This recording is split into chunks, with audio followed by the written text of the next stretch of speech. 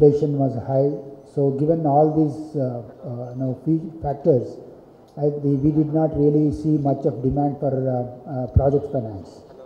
But under these circumstances, as we have been always saying in the past, that we have focused on non-corporate credit for growth, and you would see that the credit has grown overall by about 18.2%, much better than the industry credit growth rate of roughly about 14.1%. And this could be achieved by concentrating on non-corporate credit. And as we have already given you the figures, the agriculture sector grew by almost about 30%, MSME and also retail grew about approximately between 25 to 28%. So because of all these reasons, I think we could get a healthy growth rate of about 18.2%. The corporate sector did not grow well. That is why the growth rate in corporate credit is about 9.84%. So as I said that our growth rate has been much better than the industry growth rate of 14.1%, and the overall business grew by about 17%. Given the fact that the credit demand was very weak, we continue to focus, ensure to see that the genuine credit requirements were met, and that is how the deposit growth was about 17%, but that was also much better than the industry growth rate of about 14.3%. Operating profit has grown by about 7%, but the net profit has been about, the growth has been about 1%. When the net profit has come under pressure, mainly because of the increased provisions that we had to make on the new NPAs. We have also made provision for wage settlement, and also for the pension payments, for the increased liabilities under the pension payments. Overall, I think we consider under the circumstances the performance has been quite satisfactory.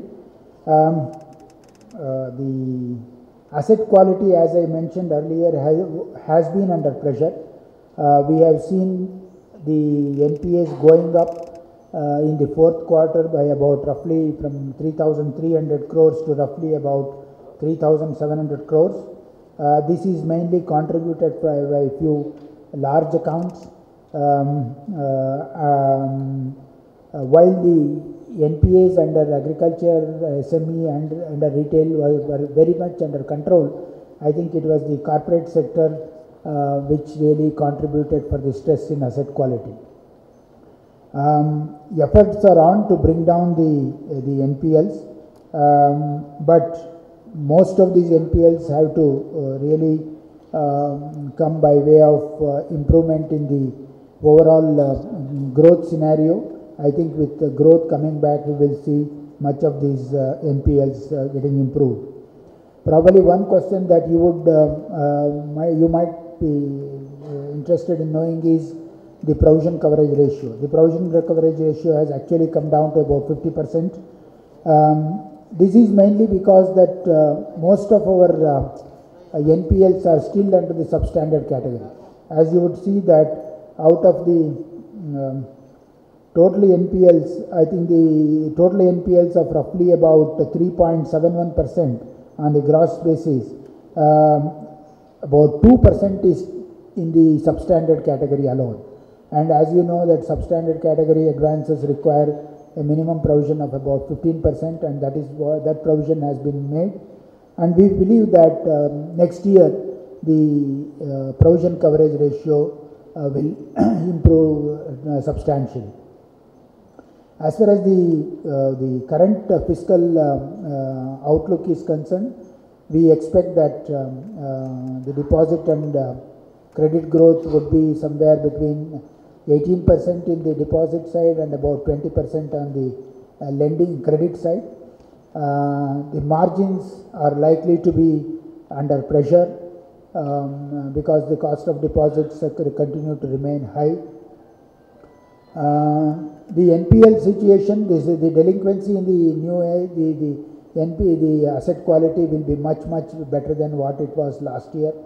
But at the same time, we must recognize the fact that the stress is still there in the asset quality. But I think that is something that the bank is capable of being absorbed.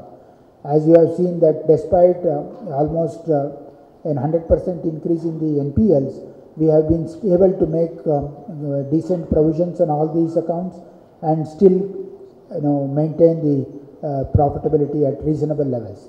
The margins have been around 3.21 for the year as a whole. For the quarter, it was about 3.03%. This margin reduction has come on the back of the new NPLs on which the unrealized interest has to be reversed. So all these have contributed to decline in the margins, and probably next quarter we would see that the operating profit would be better, because the average credit growth will be much better than what it was last year. Last year the average credit growth was about 15%, but next quarter I would expect the average credit growth to be somewhere around 18%, and that should contribute for profitability.